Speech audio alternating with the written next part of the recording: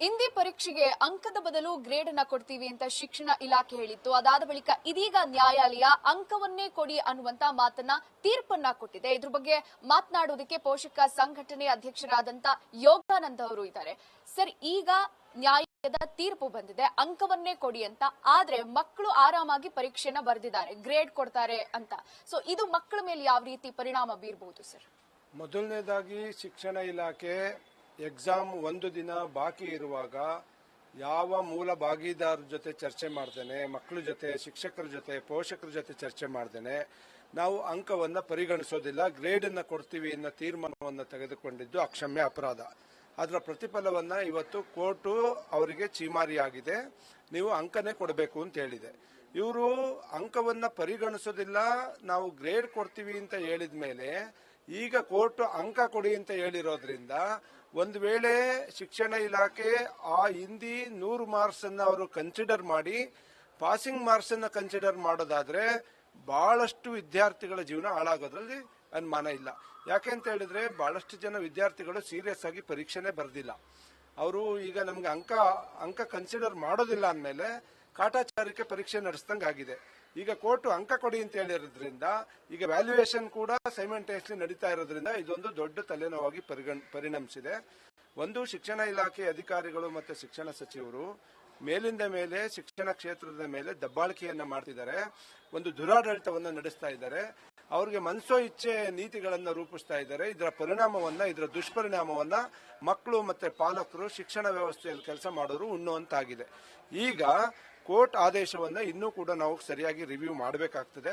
ಒಳಗಡೆ ಏನ್ ಬರ್ದಿದೆ, ಅಂಕವನ್ನ ಕನ್ಸಿಡರ್ ಮಾಡಿ ಅನ್ನೋದಾದ್ರೆ ನಾವು ಅದನ್ನ 100 ಮಾರ್ಕ್ಸ್ ಅನ್ನು ಕನ್ಸಿಡರ್ ಮಾಡಬೇಕಾದ್ರೆ 625ಕ್ಕೆ ನೀವು ಕನ್ಸಿಡರ್ ಮಾಡಿ ಅನ್ನೋದಾದ್ರೆ ಬಹಳಷ್ಟು ವಿದ್ಯಾರ್ಥಿಗಳಿಗೆ ಅನ್ಯಾಯ ಆಗ್ತದೆ, ಮೋಸ ಆಗ್ತದೆ. ಈಗ ಕೆಲವರು ಮಕ್ಕಳು ಫೇಲ್ ಆಗ್ತಾರೆ. ಆ ಫೇಲ್ ಆದ್ರೆ ಆ ಜವಾಬ್ದಾರಿಯನ್ನ ತಗೊಳ್ಳೋರು ಯಾರು, ಆ ಲಾಸ್ ಅನ್ನ ಕಟ್ಕೊಡೋರು ಯಾರು? ಇದಕ್ಕೆಲ್ಲ ಶಿಕ್ಷಣ ಇಲಾಖೆ ಮತ್ತು ಶಿಕ್ಷಣ ಸಚಿವರು ಉತ್ತರ ಕೊಡಲೇಬೇಕಾಗಿದೆ. ಸರ್, ಇವಾಗ ಮಕ್ಕಳ ಭವಿಷ್ಯದ ವಿಚಾರ ಇದು. ಇವಾಗ ಆರಾಮಾಗಿ ಎಕ್ಸಾಮ್ ಬರೆದಿದ್ದಾರೆ, ಕೆಲವೊಂದಿಷ್ಟು ಮಕ್ಕಳು ಈಗ ಫೇಲ್ ಆಗ್ಬಿಟ್ರೆ ಅವ್ರ ಭವಿಷ್ಯ ಏನು, ರೀ ಎಕ್ಸಾಮ್ ಮಾಡ್ಬೇಕು, ಇದನ್ನ ಯಾವ ತರ ಶಿಕ್ಷಣ ಇಲಾಖೆ ಮ್ಯಾನೇಜ್ ಮಾಡಬೇಕು ಅನ್ನೋದು ನಿಮ್ಮ ಮಾತು ಸರ್? ಅಲ್ಲ, ಈಗ ಮತ್ತೆ ಮರುಪರೀಕ್ಷೆ ನಡೆಸೋದ್ರಿಂದ ಆಗುವ ಸಾಧಕ ಬಾಧಕಗಳ ಬಗ್ಗೆ ನಾವು ಗಂಭೀರವಾಗಿ ಆಲೋಚನೆ ಮಾಡಬೇಕಾಗ್ತದೆ. ಯಾಕೆಂದ್ರೆ ಇದು ಮಕ್ಕಳು ತಪ್ಪಲ್ಲ, ಪಾಲಕ ಪೋಷಕರು ತಪ್ಪಲ್ಲ, ಶಾಲೆಗಳು ತಪ್ಪಲ್ಲ. ಇದು ತಪ್ಪು ಮಾಡಿರೋದು ಯಾರು ಅಂದ್ರೆ ಸರ್ಕಾರ, ಶಿಕ್ಷಣ ಇಲಾಖೆ, ಶಿಕ್ಷಣ ಸಚಿವರು ಮತ್ತೆ ಅಧಿಕಾರಿಗಳು, ಇದರ ನೇರವಣೆ. ಈಗ ನಾವು ಇದನ್ನ ಹೈಕೋರ್ಟ್ ಆದೇಶವನ್ನ ಅವಲೋಕನ ಮಾಡಿ ನಾವು ಪೇರೆಂಟ್ಸ್ ಎಲ್ಲ ಒಂದು ತೀರ್ಮಾನವನ್ನ ತೆಗೆಯಬೇಕಾಗ್ತದೆ, ಏನು ಮಾಡಬೇಕಿದ್ರ ಬಗ್ಗೆ ಅನ್ನೋದ್ರ ಬಗ್ಗೆ. ಗೌರ್ಮೆಂಟ್ ಕೂಡ ಈಗ ಹೈಕೋರ್ಟ್ ಆರ್ಡರ್ನ ಯಾವ ರೀತಿ ನೋಡ್ತದೆ ಅನ್ನೋದು ಕೂಡ ನಾವು ಕಾಯ್ತಾ ಇದ್ದೀವಿ. ಇವೆಲ್ಲ ಹಿನ್ನೆಲೆಯಲ್ಲಿ ಈಗ ಬರೀ ನಾವು ಮಕ್ಕಳ ಆಕ್ಸೆಪ್ಟ್ಸ್ ಅಲ್ಲ, ಟೀಚರ್ಸ್ ಕೂಡ ಎಷ್ಟು ಮಾನಸಿಕವಾಗಿ ನೊಂದಿದ್ದಾರೆ. ಬಹಳಷ್ಟು ಅವತ್ತು ಪರೀಕ್ಷೆ ನಡೆಯೋ ದಿನ ಬಹಳಷ್ಟು ಕೇಂದ್ರಗಳಲ್ಲಿ ಹಿಂದಿ ಶಿಕ್ಷಕರು ಕಣ್ಣೀರು ಹಾಕಿದ್ದಾರೆ. ಇಡೀ ವರ್ಷ ನಾವು ಮಾಡಿದ ಫಲ ಎಲ್ಲ ಒಳ್ಳೆಲಿ ಹುಂಚೆನ್ ತೇದಂಗಾಗಿದೆ, ನಾವು ಕನ್ಸಿಡರ್ ಮಾಡಲ್ಲ ಅಂಕನ ಅಂದ್ರೆ ನಾವು ಯಾಕೆ ಇಷ್ಟು ಕಷ್ಟಪಟ್ವಿ ಅನ್ನೋ ನೋವನ್ನ ಕೂಡ ಅವತ್ತು ತೋಡ್ಕೊಂಡಿದ್ದಾರೆ. ಈಗ ವ್ಯತಿರಿಕ್ತವಾದಂತ ತೀರ್ಪು ಬಂದಿರೋದ್ರಿಂದ ಇದನ್ನ ಸರ್ಕಾರ ಯಾವ ರೀತಿಯಲ್ಲಿ ನೋಡುತ್ತೆ, ಇದನ್ನ ಇಂಪ್ಲಿಮೆಂಟ್ ಮಾಡುತ್ತಾ ಅಥವಾ ಮುಂದೆ ಅವ್ರು ಏನಾದ್ರು ಕೋರ್ಟ್ಗೆ ಏನಾರ ಮೇಲ್ಮನವಿ ಹೋಗ್ತಾರ, ಅವೆಲ್ಲ ಕೂಡ ನೋಡ್ಬೇಕಾಗ್ತದೆ.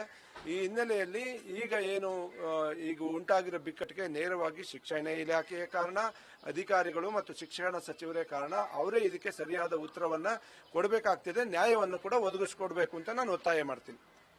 ಇದು ಯೋಗಾನಂದ ಅವರ ಮಾತು. ಅಂದ್ರೆ ಇಲ್ಲಿ ಮಕ್ಕಳ ತಪ್ಪಲ್ಲ, ಪೋಷಕರ ತಪ್ಪಲ್ಲ, ಇದು ಶಿಕ್ಷಣ ಇಲಾಖೆ ಮಾಡಿರುವಂತಹ ತಪ್ಪು. ಇದನ್ನ ಹೇಗೆ ಸರಿಪಡಿಸುತ್ತೆ, ಮೇಲ್ಮನವಿ ಸಲ್ಲಿಸುತ್ತಾ ಅದನ್ನ ಕಾದ್ ನೋಡಬೇಕು ಅನ್ನುವಂತ ಮಾತನ್ನ ಹೇಳಿದ್ದು ವಿಡಿಯೋ ಜರ್ನಲಿಸ್ಟ್ ರೋಷನ್ ಜೊತೆ Chandana, News First Bengaluru. News First ನಿರ್ಭೀತಿಯಿಂದ ನಿಮ್ಮ ಪರವಾಗಿ.